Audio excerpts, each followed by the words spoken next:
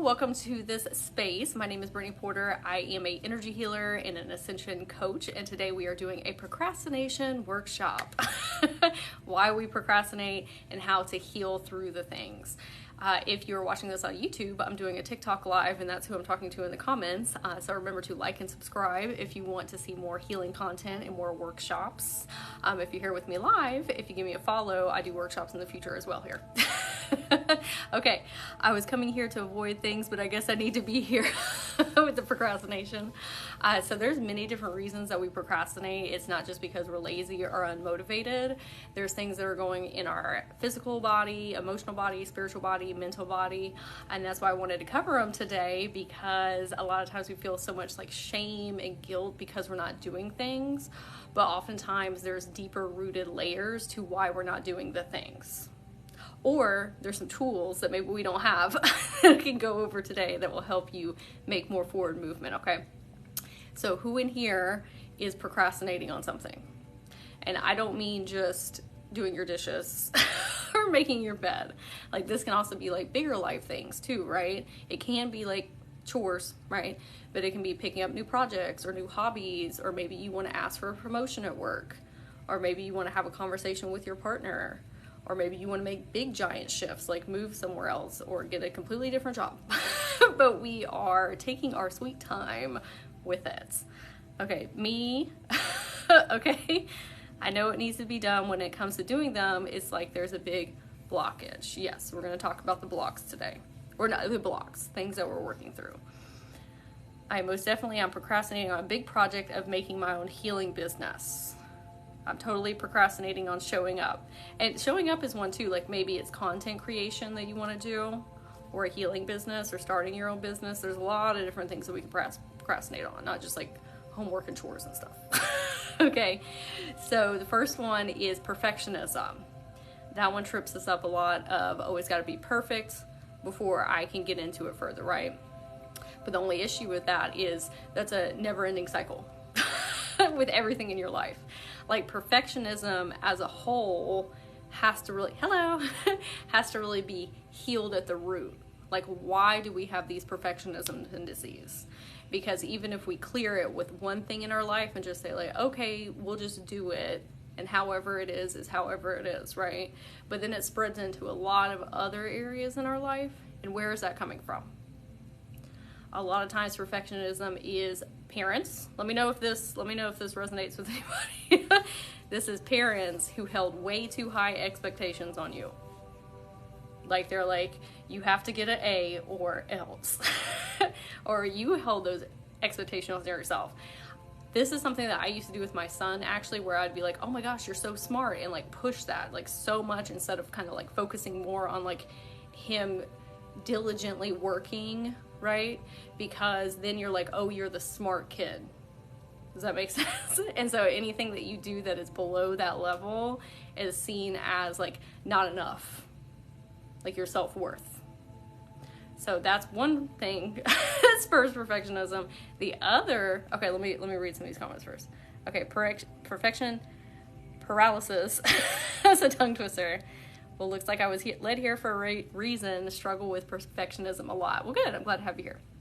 Yes, the parents' trauma that has now become generational. Yeah, I really have to catch myself with my son and making sure that I am talking more about his efforts and not the expectations of like, you have to get A's, right? Like, let's make sure that we're paying attention to things more so than it has to be an A, right? Or creating good habits.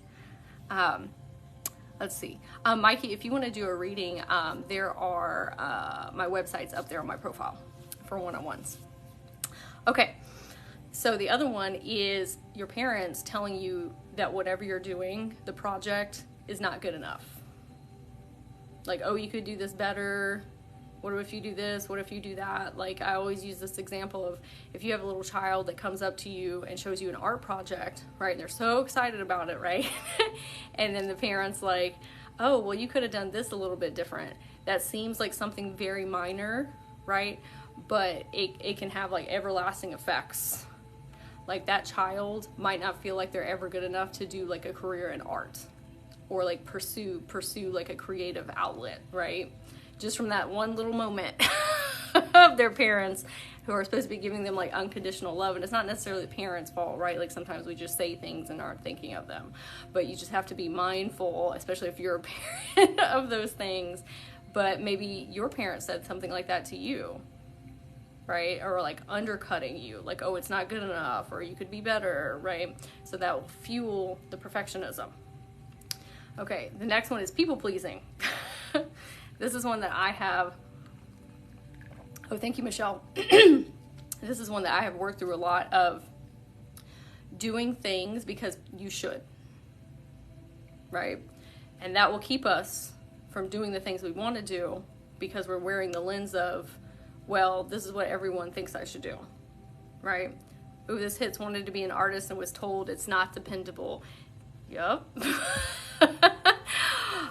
So like for me, I'm gonna give a quick example. So with my son's father, it was just not a good relationship, right? I won't get like too into that, but I needed to leave, and I stayed for a very long time because society, family, all of these things would tell me like, oh, it's better to stay with the stability of a family than exit on the kid, right? Or on my son. And so I had wrapped up like this whole identity and reality around like a people-pleasing thing, right? Eventually I left, but that's what trips us up, right? Or what will people say about me? Like maybe we don't want to start a project or a hobby or a new career or a new identity or start dressing differently. Good morning. Because we're worried about what people are going to say about us. The thing about that is when you evolve and you grow, you either those people come with you or you get a new set of people. Like, but it's a little rocky in that what is that word I'm trying to think of? We'll just say in the in-between. It can be a little rough on the in-between, a little rocky on the in-between, but just know people will either come with you or you'll get a new set. But you can't hinge your whole reality, and you can't hinge your whole, like you cannot put your life on pause and hold because of the fear of other people's perceptions. Maybe those people have their own fears and projections and way of looking at reality that don't match yours, and you don't need to pull down your frequency to match that of people that have fears about themselves or their own lives. Because don't take advice from somebody that is not where you want to be. Okay? like that is a huge piece of advice that I learned that has been very beneficial for me. I don't take advice from people that aren't living the life that I want to live. Like, and not saying that you shouldn't listen to other people's perceptions, right, and opinions and their truths, because it is great to like bounce things around, but don't let somebody stop you from doing something or say you should do this or you should do that when they're not living in that reality bubble themselves, because they're looking through their own lenses of fear, right? And they'll put that stuff on you subconsciously. Okay, learning other people are not the ones living my life. Exactly. They don't have your experiences. They're not in here, right? I think a lot of times we think people know us on a very deep level. You're the only one that knows you on that very deep level. Okay, if you're happy now, that's all that matters. You're a huge person in my life, like a great mentor. Oh, thank you, Michelle. Okay, but people-pleasing comes from childhood most of the time, because we have like very chaotic situations in our life, or we experience a lot of trauma. Like I see this a lot with clients. Like this is one of the biggest things that comes up with my clients is people-pleasing from childhood, because you're trying to keep the peace. You're trying to make sure everybody else's needs and wants and desires are met before yours, because there's safety in that. There's like, if everybody else is happy, then I can relax because everybody's in a good mood. Right? And so a lot of these things that we're experiencing now, we have to ask ourselves, where is that coming from? Why am I doing that? Because if you're coming from like, I'm doing that because of things that are going on in adulthood, you're not going to heal it as much if you don't go in and like heal your inner child on it. Because your inner child, hey Sarah, I'm going to get back to you later today, Sarah. But your inner child is the one that was hurt initially. Hey Jenny. Right? So think about when you were a child, like back here, okay? Did you grow up in very chaotic and traumatic situations and you just tried to get along to go along? Right? Like bypass what you need. Or maybe you didn't have a voice to like speak up. Or maybe you had very overbearing parents that were always like yelling at you and like stuffing you down.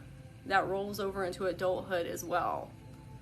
And so that's why this inner child healing that I'm always talking about is so important, because you can heal the conscious adult mind, but you got to get to the root of what's going on. And so when we say like the people pleasing or perfectionism, sometimes it's healing just to ask yourself, where is that coming from? Instead of just saying I'm lazy or unmotivated. Because if you're saying I'm lazy and unmotivated, you're doing the same thing that your parents did to you. Like, that is generational trauma. You saying like, why can't you just get up off the couch and go wash the dishes? You are hurting yourself. And when you think about, it's not, a lot of times we think it's us talking to us, like the adult us, like, why can't you just get off the couch and wash the dishes? You're actually talking to your inner child or your inner teens, or saying like, you're not good enough. You could be better. You could be doing this. Like, you could, like, you need to work harder, right? Like, that is directly talking to your inner children, exactly how your parents have spoken to you, or teachers, or friends. And so we're going to talk about that more, but that's why we have to kind of like train ourselves to heal the inner child and stop speaking to them like that. Everybody who wants to fix their inner life or fix their life should start with their childhood. Most of the stuff is coming from there. I told my therapist that I'll make everyone happy and forget myself. Yeah, it's a safety response. It's a trauma response. If everybody's happy around us, then we're okay. And nobody's trying to attack us, right? Or we did our job. Okay, the next one is fear of abandonment. So I had some very major abandonment wounds from childhood. And so it caused me to think like people are always going to leave me, just a whole assortment of things, right? But something I found was fear of abandoning yourself. So I would not take leaps of faith or take chances or start new things because I didn't think that I would follow through. Like other people in my life who did not come through for me, right? And so do you think that about yourself? Like, who in here is like, I'm worried if I start something, then I'm not going to finish it? Where is that coming from? Is that because it's people in your life who have done that to you? So you think you're going to do that to you? This is why we have to ask those questions of where is this coming from, right? Because what we see is, oh no, you're just being lazy or you're not believing in yourself. There's something deeper. It's, oh, we had narcissistic abusive relationships, whether it was parents or, romantic partners or whomever. We had real catty friends or whatever, just had a lot of trauma in relationships. You can incur a trauma within yourself with relationship to self, right? Or like if you picked people like that to be in your life, then you're like, okay, well, I picked those people, so that means I can't trust myself. This is stuff that goes way back in your subconscious, right? That you may not even be consciously aware of. But like, okay, well, if I picked Fred, who was abusive to me, or talked down to me, or manipulative, or gaslighting, or love bombing, obviously that means that I can't trust myself, and I don't make good decisions. And so if you want to start a new project, or a new career, or you want to move somewhere, you're taking the energy from this relationship with Fred and putting it on yourself, right? When that's not your fault most of the time it's not your fault that you went to Fred. Okay, that's because of things in childhood that you went towards that relationship in the first place, which is not your fault because it's a learned behavior. It's learned behavioral patterns, right? And so when we're saying like, oh, I'm just being lazy because I don't want to start, let's see where let's dig deeper. It's hard to decipher trauma from my bipolar disorder. Yeah, bipolar disorders, it's a trickier thing to traverse, for sure. I've had some clients with bipolar before, and it's a little more to dissect. Okay, Fear of abandonment with others too. Like sometimes you'll want to like start a project that involves other people, right? Like maybe you want to do a podcast. Maybe you want to start a spiritual business with somebody, right? But there's that deep internal fear of, okay, well, if I put my trust in somebody else, that means that they are going to fail me, or they're going to trick me. Like you can get even like paranoid about things like that, right? Because you've seen that in your past, and we're pulling from past experiences to predict our future over here. So this is those behavioral patterns and cycles that we get stuck in. All right. Fear of communication and confrontation. So this is one I see with clients a lot too, is like you're afraid to go ask for a raise. Or like you're afraid to have that conversation with your partner because you're afraid like even though consciously you know as an adult nobody's going to yell at you, okay? Or maybe they are. Maybe you need to work on boundaries. Right? Or get a different, healthier relationship, but we're so afraid that somebody is going to say, oh, you're dumb. You don't know what you're talking about. Or look like a fool. Or somebody's going to yell at us. Or or like the audacity of you to ask that. Right? Okay. Where is that coming from? Why are we afraid to ask for what we want, for what we deserve, ask for boundaries with people, right? So that's a form of procrastination because you're worried about having to have the conversation or a confrontation. But the only way that you heal through that is one, go back and find like what's going on with your inner child that caused that, and helping your inner child like learn how to be brave and strong. They already are, but like we forget. Learn how to be brave and strong, and then you putting them in the situations to show them that you are strong and that you can handle it. So like I know it's scary sometimes asking for a raise or whatever that you want to ask for, right? Or a promotion. But we're not going to heal through that until we prove to the inner child that we have the capabilities to do so. And I'm going to talk more about that in a little bit. The next one is fear of being popular, being perceived. So this is a big one with content creators or anybody that wants to, be an online presence. Or maybe this is also like you asking for that promotion in your job, right? And saying like, oh, there's going to be more eyes on me. So this is one that I found within me very recently. Okay, I, for the majority of my life, had very like narcissistic people around me and energy vampires and just a whole slew of people that were not good. Right now, I'm not saying it was their fault because a lot of that was me attracting people like that. Okay, because I was not coming from healed spaces. But I had a deep internal feel with my inner child where she was saying, if you level up in your career, in your business, and your content, that means that we're going to have more and more and more people like that around us. And so that means that we're going to be unsafe and that we're going to be hurt. And I was like, girl, we don't have people like that in our life anymore. Sometimes there's like a disconnect between where we're at right now and our inner children, where they don't like see where we're at in life. They just think they're still stuck in these like old trauma loops. And I was like, we don't have anybody like that in our life anymore. Like, and let's say that we get to the level of like Oprah and Tony Robbins where we're out like doing public speaking. I was like, why do we think that it's only going to be negative people and energy vampires? Like, why couldn't it be like super magical, positive, awesome people that lift us up and we have super fun experiences with and like and love us? Like, why are we going to negativity immediately?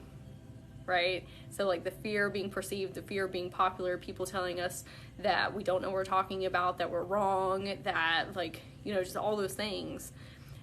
And I was like, oh, okay, I see why I was having that internal fear, because that's all I knew for like 25 years. Okay, but now we're not in that space anymore. And so this is what I mean by going back and like explaining to them like, hey, we're not living that experience anymore. We're out of that. Okay, or maybe you're still working through it with your kids, or still working it with your life. Like maybe you still are in that space. That's why it's important to get yourself out of those spaces so you can do this healing to detach from that time in your life. Okay, the next one is what ifs. And that's what I was talking about. We procrastinate because of the what ifs. Like, catastrophizing and going to the worst case scenario is a trauma response and a safety mechanism. Like you say, well, what about this? And what about that? What about this? If you do that, then you can be very prepared, because you're like, okay, this happens, then this is how I'll handle it, or this happens, this is how I'll handle it. The only problem with that is the more attention and energy that you put into something, the more you'll get of it, and it becomes a self-fulfilling prophecy. Like, if you're just constantly thinking about what will go wrong, it will. And I know that's easier said than done sometimes, because I still do that as well sometimes. Like, focusing on, you know, the what ifs, but you had to do that from childhood too. That's me. I always have the whole alphabet in plans. Yes. You're almost looking for it to go wrong though. And then that's where we get caught in these cycles of, see, I told myself it was going to go wrong and it did. Or it didn't work out how I said. And then you're reaffirming to your subconscious, like, yep. And then it keeps happening over and over and over and over again. I was reading this children's book the other day when I went to the bookstore, and this little girl in the book it was called the What If Bugs. And it was like all these bugs on her, and like they were always saying, what about this? And what about that? And what about this? And what about that? I mean, here are some. Mikey, send me a message on my Instagram. soulharmonymagic, okay? Because I don't know if I received that or not. But just send me a message and we'll figure it out. But what if it goes right? Okay, so the bugs are like all over her, and it's causing so much anxiety and so much stress. And then this other little girl comes up to her and she was like, what if the most awesome thing ever happens? What if you have super fun experiences or magical experiences or whimsical experiences? And like something clicked inside her, and she was like, oh yeah. She was like, I could just have the positive what ifs. And then all like the little bugs like kind of like transformed into like positive bugs, and they were like hyping her up and celebrating her, and like she was like, oh, okay, I get it now. And then all these awesome things started happening. And so when you think about the what ifs, you open the window of opportunity for the universe to bring you something in your guides or yourself, something like super positive. But when we focus on the negatives, you close the window, because you're like, this is exactly how it's going to happen. This is what's going to happen. Self-fulfilling prophecy. And so we have to like counterbalance that with, well, what if this and what if this? Now, the reason sometimes that it's so hard to catch the what ifs, the negative ones, and change it is because you think that's your adult mind. You think it's conscious you. That stuff's coming back from your subconscious, and your inner child is saying those things as an alert system. They're saying, well, this happened in childhood, we saw this, and this is what happened, and this and this and this and this and this and this. This is why it's important to talk to your inner kids to break that, like break away from their consciousness and say like, no, I'm the higher self. We're okay. We're safe. This is no longer happening anymore. I love you. You've got to trust me enough to prove it to you that we're not living in that paradigm anymore. Right? Like that still catches me up where like my inner kids will just be like spewing up stuff from childhood. And I'm like, no. We're okay. It's fine. It's safe. Okay, so this one's more of like tangible, like not tangible, but like chores. Okay, sleep is my safety mechanism. Sometimes we just get so overloaded that we have to go to sleep. Our central nervous system. Okay, so chores. So, especially if you have ADHD, a lot of times, one that's like executive dysfunctioning, we're gonna talk a little bit more about that, like dopamine. But if you're sitting on the couch and you need to go do the dishes, and you're like talking to yourself like, you should go do this and you should go do that, or you have things that you didn't do that you had planned, and you're berating yourself for it, and you're saying you had 10 things to do on this to-do list and you didn't do all of them, like you suck. Okay, did you have parents that also did that to you? Oh, bye, Sarah. I'll message you later. Did you have parents that did that to you? Did you have parents that say, like, get your butt up and go do this and go do that and blah, blah, blah, and blah, blah, blah, right? Yes, absolutely did. That's a generational trauma response. Then you're doing the exact same thing to your inner kids that your parents did to you. And then you wonder why you don't want to do it. Because it's you have negativity attached to that chore. Always mad at myself for what I didn't get to do. Yeah. But like a lot of times we're reiterating traumas that our parents taught us. And so like, why would an inner child want to go wash the dishes or vacuum? Because you've made it like a super negative thing that they don't want to do. And all they're doing is hearing mom and dad or guardian like yelling at them. And then they're shutting down internally. Yes, but I hid everything under the bed and in the closet. My son be doing that. I feel terrible when I can't be superwoman and I have to ask my husband for help. That's also like hyper independence is a trauma response of like, I can't rely on anybody else to help me. Right? Okay. Shame and guilt. Shame and guilt for like the household chores or cleaning out your car, cleaning your home, giving your dogs a bath, like whatever that is. Like if you don't do it and then you feel guilt and shame, that's how you're going to feel about it moving forward too. How you're always going to feel about it. Like if you feel guilty and shameful over not doing the dishes, the next time you go to do the dishes, you'll feel that same feeling and that same vibration, and then it'll just keep going in that pattern.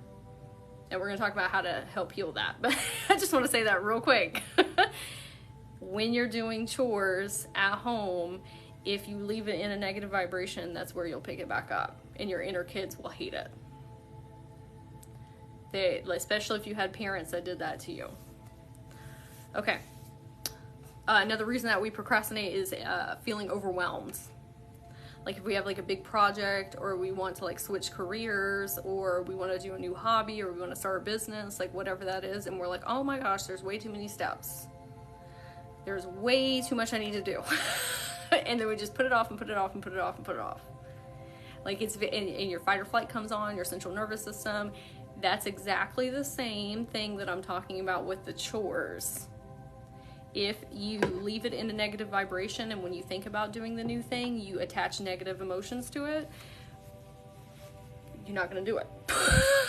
Because your body associates something that's supposed to be really positive and really fun and expansive and putting you in a new life or a new reality that you want to be in with being negative. And so your body's like, well, I don't like doing negative things, so let's just not do that. So you kind of like override all the positivity around it. Yes, or you won't be good enough or different enough to stand out. Yep. That's probably coming from childhood. You won't be good enough, or you won't, or your parents telling you that you're not special. Or you being misunderstood during childhood and not seeing like how your gifts, like what your gifts are, right? Like a lot of people who are hypersensitive or like empaths, they think that there's something wrong with them when they're growing up, especially when like you're in childhood or middle school, high school, and it causes you to isolate away from others because like we just don't understand our gifts. But those are also our superpower. We're just seeing it through the lens of like, this is something terrible. Okay, hey, good morning. Okay, feeling overwhelmed. We have lost our why. Yes, I've been empathetic, and my father would tell me the world revolves around me. Yep, that's gaslighting. That is gaslighting. Not intentionally necessarily, but in not taking the time to understand and just blanket statementing. Okay, we have lost our why. A lot of times we procrastinate because we don't really know why we're doing something. Like you think you know why you're doing it, but there's always like a deeper root going on there. Like, do I want to talk about that yet? Okay, I'll just skip to it. Okay, so I was going to school for psychology, and I was going to be a clinical psychologist. Like I was going to go the whole like 8 or 9 years, right? I got in college, going to school for psychology, to come time to do my master's, and I was like, I don't know if I want to do this. Like, I don't know if this is the route that I want to go. Like, I love helping people. That's what I want to do. But I don't know if I want to do it in this capacity. Like, I don't know if I want to sit in an office and have to go, like, nothing against therapists, but like there's only so much like you can do in therapy opposed to like what I do now, like energy healing and coaching and things like that, because like there's certain things you can say and not say within therapy and the spiritual journey. Okay, this is before I got into all this stuff though. Okay, and I was doing a lot of people pleasing with myself of like, no, I said I'm gonna do this, so I'm gonna do it, and this is what society tells me I need to do in order to do this thing, right? I lost my why around like the structures around it, and I was pigeonholing my reality and saying like, I've got to do it this way, and I wasn't leaving the window open enough for the universe to like show me a different avenue of like what I'm doing now, right? But like, why are you doing these things? Whether it's like the behavioral pattern, the trigger, why you're procrastinating, we just keep asking ourselves, why am I doing this? We know that we are, but we don't ask ourselves enough oftentimes, why? Why do I want to start this project? Why do I want a new career? Because when I talk to clients sometimes, they say, I don't know, I just want to, or I hate it here. Okay. We got to dig a little bit deeper though, and like, what is it that you do want then? Because if you don't have a clear picture of what you do want, it's hard to make forward movements. Like, you have to have tangible goals to work towards and not just default to, I just don't like this. Right? Why don't you like it? And what would you like? Whether it's chores, you can break that down with chores too. Like, why don't I want to do the dishes? Keep digging, because most oftentimes you'll find the root of it if you keep asking. Okay, hermit mode. This is one that I'm currently kind of in right now, is sometimes our ideas are not fully developed. Sometimes we have like clues of like, okay, this is gonna be my next move, but it's not fully solidified, but we beat ourselves up like, why aren't you moving forward with this? Well, we don't have all the pieces yet. Okay, or like our guides haven't downloaded all of that in, or maybe we have like a general idea of what we want to do, but it's not specific enough for us to start making movement on yet. So I was listening to somebody yesterday talking about this, and they were saying, when you're kind of in this space, just take notes. Like, have a notes app in your phone and just be like, I really like this idea, this idea, this idea, this idea. And then you get your subconscious working on it. Your subconscious is always working in the background, right? Like trying to work things out. So if you make notes, like a notes app, and say, here's an idea, here's an idea, here's an idea, here's an idea, your subconscious is going to continue to work those out for you without you even having to consciously do them. Like, I have a notes app in my phone where I put like all these different content ideas and workshops and like courses and like what I want to talk to y'all about, right? I don't always follow through with all of them. And I don't beat myself up because of that. Because sometimes it's not the energy. Sometimes, you know, people are more interested in hearing about something. Maybe I'm not interested in talking about that right now. But if I get it out of my brain and like stop taking up all that space on my conscious mental whiteboard, it creates so much clarity up here, right? I need to hear that about being in hermit mode. Yeah, like sometimes you're just still flushing out what you're doing. And then sometimes if we jump too soon into doing something, whether that's like you talking to your partner, reacting instead of responding, right? Like we've all been there before, or with our kids, or we start a project too early, or we start like trying to do a career change too early, right? We haven't fully fleshed it out yet, and then it doesn't go the way that we want, and then we start feeling guilt and shame. Like, some of us are a little impulsive. Okay, like that's also an ADHD thing of impulsivity, like I gotta do it right this second. Okay, sometimes we need to give it a breather. I always say, do not make like major decisions until you have a good night's sleep, or a couple good nights sleep.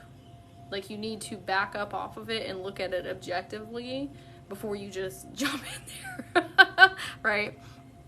I need to brainstorm further out so my angels can help. Yeah, absolutely. Then you can ask, like, that's great. You can ask your guides, you can ask Chores, you can ask Mother Gaia, you can ask your friends, you know what I mean? Like, give it some space and some time, and not feel guilty or shameful for not, like, doing it right out the gate, right? Because I've done things like that and then it didn't work out how I wanted, or I got wrapped in and involved in things that I probably shouldn't have, and then I feel really guilty, like, oh, I should have seen the holes within that, right?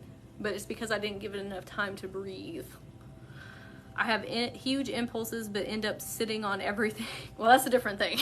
If you don't take action on any of those things, like, there's a precipice point of letting things breathe and just not doing them. I'm always impulsive. If I'm not, I forget to do it or talk myself out of it. We got to keep coming back to those lists too. That's the thing. We can't just, like, make a list and then just, like, it's gone. Like, we have to keep coming back and flushing it out, right? I always love tuning in and listening to you explain things so nicely. Helps things click. Oh, good. Thank you. I'm glad. Okay, the next one is Multipassion Alliance. If you are ADHD, okay, or a very high frequency dimensional being, you are probably interested in a whole bunch of different things. And it creates kind of like chaos within you, because you're like, well, I like this, and I like this, and I like this, and I like this, and I like this. Or you procrastinate on doing any of them because you're like, okay, well, I'm going to get started here, and then I get bored with it, and I don't want to move to the next thing because that means that I'm not following through. Some of us have archetypes where that's what we're supposed to be doing. But society tells us, no, if you do that, you're not going to be successful. Okay, but some of us thrive in that capacity. I hyperfixate on things, then get bored and start something new. If you are wanting to start a business or be an energy healer or whatever it is that you want to do, or like you're an artist or a creative, sometimes that's how you function. But then we feel shame and guilt over that. Like, for me, the way that I do healings with people and, like, clients is, like, I have picked up so many different things from different places and then blend them into one. Like psychology, metaphysics, like everything from everywhere. Akashic records, Reiki, light language, starseeds, Lightworkers, empaths, ADHD, like all these different things. But I found a flow within that of, like, that's okay because that's how I function. But when I first started, I would, like, berate myself and say, like, no, you have to only do this one thing because that's what society tells you have to do. Well, I'm living, breathing proof that is not true. And I know a lot of the people that function this way is you need to learn a little bit from everywhere to create something new. Like Nikola Tesla, Elon Musk, like all of these people, like Albert Einstein, all of them are very innovative people because they're not doing the same thing that everybody else is doing. They've picked up a little bit from all these different places, and they just give themselves enough grace and compassion to say, okay, well, if it's not working right now, it'll come back to me if it's meant to. You have to be willing to accept that part of yourself and stop trying to fit in and people please and do things like other people are doing, because that causes a lot of procrastination. Oh, well, I have to niche down into something. There's something to be said about finding, like, you can't be doing everything, okay? You can't do everything, but you can have a wheelhouse of things that you do, right? And then it keeps you not getting bored and burnt out, because when you start feeling that burnt and boredom, then you can just move over here. And then you do that until you come back around. Okay? Let's see. So here are some tips for us to move forward with these things. Okay, like we talked about earlier, where you leave something where you will pick it back up vibrationally. Abraham Hicks talks about that a lot. So if you are thinking about washing the dishes and you think about how much you hate doing that, it will always be that way. Or if you're thinking about making these big career moves or these big changes or whatever it is in your life, or picking up a new hobby, but you're instantly thinking about the what ifs and all the negativities, that is how that progression with that thing will continue. Negative, negative, negative, negative, negative. So we have to retrain to think about the positives. That's where the positive what ifs come in, right? 10 minutes forward movement. So with chores, this has been like a life changer for me, okay? Timers are so important, especially if you have ADHD.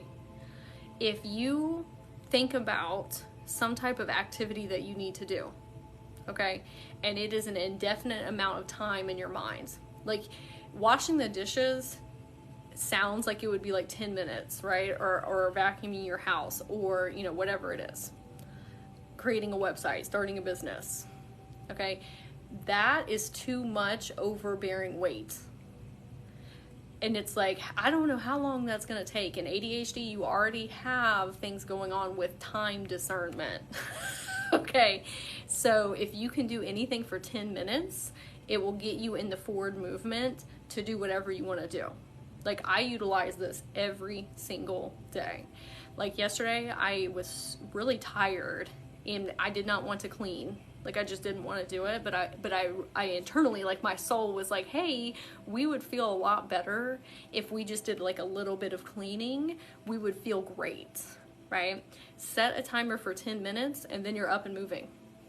And then you just keep going. Like, I ended up cleaning the house for an hour and a half yesterday. And then I felt amazing. I was like, oh my gosh, it's so clean in here. It's like new energy. Like, I just feel so much better, and I was getting energy from it. I thought it was going to be draining to clean, but it actually gave me a ton of energy, and then I felt better. Not only like physically, but like emotionally and spiritually. I felt better, and then I took a bath afterwards, and it was just great, right? But I could have sat on the couch and just sat and watched TV for an hour and a half and then still felt yucky. And I'm not saying not to do that, because like resting is fine. Like, we don't need to push ourselves too much. But my soul, there's a time for sitting and watching TV and chillaxing. But my soul was saying, you will feel so much better if you clean up some of the stuff around the house. And I did. And then there's other times when my soul was like, why don't you go sit down and watch a cartoon? Or go watch some anime or something, right? Yeah, you gotta listen to that internal voice. Or like my porch that I have, like it was super, super, super messy and uncluttered. It was very overwhelming. And I was like, oh my God, it's gonna take forever to do this. And my higher self was like, remember, let's set a timer for 10 minutes. And then I did that, and then I cleaned for 2 hours. Sometimes our hyper-focusing with ADHD can be our best friend. But you got to get the forward movement into it, if that makes sense. But this is anything. If you want to start a business, you want to do homework, you want to, like, whatever activity it is, on your phone, set a timer for 10 minutes. It is life-changing, because then your brain's like, okay, well, the timer will beep at 10 minutes, and then I have a choice whether I want to continue or not. It's the indefinite amount of time that catches us. Especially because with ADHD, you already have, like, we don't view time in the same way as a lot of other people. Okay? It's not as tangible. But that timer ping will keep us in check. Like, I have a really difficult time meditating for an indefinite amount of time. Like, I have to have a timer on, because then my brain can relax, and I'm like, okay. Or like stretching, 10-minute timer. Okay, I know when 10 minutes pings, I can make a decision on whether I continue or not. Okay. The next thing is celebrating yourself, retraining your brain. So if you weren't going to do it anyway, but then you do it for 10 minutes, but then you sit there and say, well, you only did 10 minutes, it completely negates the whole entire thing. Time passage awareness disorder. Yep. Okay, if you berate yourself for only doing it for 10 minutes, it negates everything you just did. You have to hype yourself up and celebrate yourself for doing that 10-minute activity. Like, you have to say, oh my gosh, I'm so, because you're really talking to your inner kids. That's really actually who you're talking to. You have to say, oh my gosh, I'm so proud of you for us doing that for 10 minutes. Whatever it is, work on your business, dishes, clean your house. I'm so proud of you. Because now we're getting dopamine and we're getting serotonin. and we're saying like, oh, this feels good. It feels good to make forward movement, and forward movement is forward movement. It does not matter how much it is. If you're doing something 30 seconds more than you did yesterday, or that you didn't do yesterday, that's something to celebrate. It's something to tell yourself, like, I am so successful for doing this. Look at me, I'm so proud of myself. It doesn't matter if it's washing your teeth, taking a shower, whatever it is, celebrate yourself for doing that, because now you're retraining your brain of like, oh, I am successful no matter what I'm doing. That's huge forward movement in your life. Like, huge, huge. Because if you can celebrate the tiny things, the big things aren't as scary. Because you're like, no, I can just break it down into 10-minute increments. I will do it in 10-minute increments until it gets done. You can do that with completely starting a new business, going into a new career, learning a new skill, learning a new talent. If you can do it for 10 minutes, you can do it, but you have to celebrate yourself for doing the 10 minutes. Celebrate yourself along the way. Because if you're not celebrating yourself along the way of a big goal, when you reach that big goal, you're going to be like, okay, what's next? And then you'll be in a perpetual state of, I'm not enough. I'm not doing enough. Well, yeah, I made that goal, but what's next? And then you're bypassing happiness. And you'll just be in that cycle forever. But if you can celebrate yourself for brushing your teeth and putting a timer on for 10 minutes and vacuuming, or 10 minutes and watching a YouTube video on how to build a website or whatever you're doing, your brain will be like, we got this. We can do anything. We can do anything we want to do if we just break it down to 10-minute increments. Okay? Inner child healing, we talked about before. Inner child healing is so incredibly important with procrastinating, because most of the things that are coming up are coming from childhood. Self-worth, confidence, self-esteem, too high of expectations on ourselves, worried about abandoning ourselves or other people abandoning us. Like, inner child healing, all of these reasons that you're not doing something are coming from somewhere else. Because you rationally, as a conscious adult, know that doing these things are good for you. You know that. Why are you still not doing it? Because the inner kids and the teen within you that incur trauma are saying, I don't want to do that because of this. And that's our job as the higher self, to go in and say, hey, and like reparent them. Or, you know, hold compassion and love for them and show them better ways of doing things. We can't just let them override our experience. And not talking negatively about them, but there are some times when I'm procrastinating on something and I know it's because my inner child is hurt or experienced something. I have to go back in and talk to her. Otherwise, it will just continue that behavioral pattern. And I would say, okay, well, I understand that if we start this, okay, like the example I gave earlier, when I start getting more followers on TikTok, we'll just say, okay, that was a big one where I was like, oh, even though it seems like it would be good, right? But then I'm getting more comments, I'm getting more interactions with people, like, you know what I mean? And I have to talk to her and say like, hey, it's okay. Look how lovely these people are. These are not narcissists. These are not people that are trying to hurt us. This is not people that are trying to take our energy. These are lovely beings of light, magical beings, fun. We love talking about these things, right? But I have to check in with her. Otherwise, I stop making content because of the fears of being perceived or the fears of getting more popular, right? But I have to go back in and speak with her about it. So when these things come up, ask yourself, where did this originally come from? And find that inner child within and talk to them. Okay, I've got two more. Accountability. Accountability is so incredibly healing and will kick your butt in gear. Okay, because sometimes we're just not wanting to do things because we're scared, like fear, right, of like being seen. Like, let's say that you want to, one second. Let's say you want to start making content, right? But you're so afraid, or you want to hold a workshop or a class or something, right? And it's just indefinite. You're like, okay, well, I'll do it tomorrow, I'll do it in a week, or I'll do it in a year, or whatever, and then you just don't do it. Okay, you have to set a date and a time. When I was first like learning about life coaching, there was this coach that said, tell people that you're gonna do it, and then you'll show up.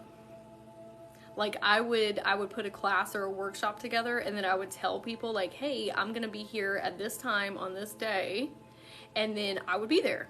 But it's because I told other people. Or if you have a friend or a family member that you're like, hey, I'm gonna do this, then it keeps you accountable to it. But you have to put dates and times on things and show up. Sell clothes. I gained weight, so I stopped taking pictures of myself in the clothes. Oh yeah, that's a tough one. I have, I don't know if that's like a body dysmorphia thing, but that's something that I have worked on for a while with myself.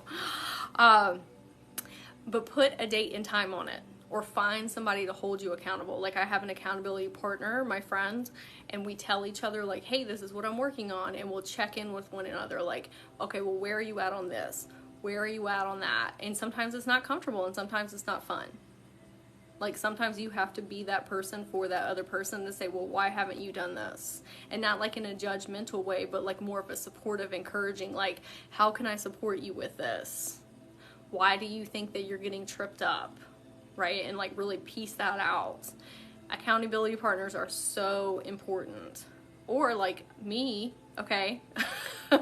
Yesterday, I told people I'm gonna be here at 9 a.m. this morning, and I'm here. Because people are expecting me to be here. They're expecting to hear me talk about procrastination. Okay, when I first started doing workshops and classes, I was petrified. Like I would cry beforehand, and I'd want to throw up, and like I'd be like, I don't want to do this anymore, but I'm gonna show up because I said I'm gonna be there. And I did. It's not, I don't want to say like force yourself to be there, but that was like a pivotal moment in my experience of like, if we say we're going to be there and tell people, then we will. Okay, not failure, growth moment. This is a huge one too. Like I always say, okay, well, what if I fail? What if I look like a fool? What if, you know, what if? Okay, you're going to fail. You're going to fail. Things are not going to work out. It's not going to go how you planned. Like those things happen. Okay, or like it just like goes off tracks or whatever. It happens. Like you have to be okay with it not being okay. What the pivotal change is you seeing that as a growth moment instead of a failure. Like if you say, well, I failed, so I'm not going to do it again.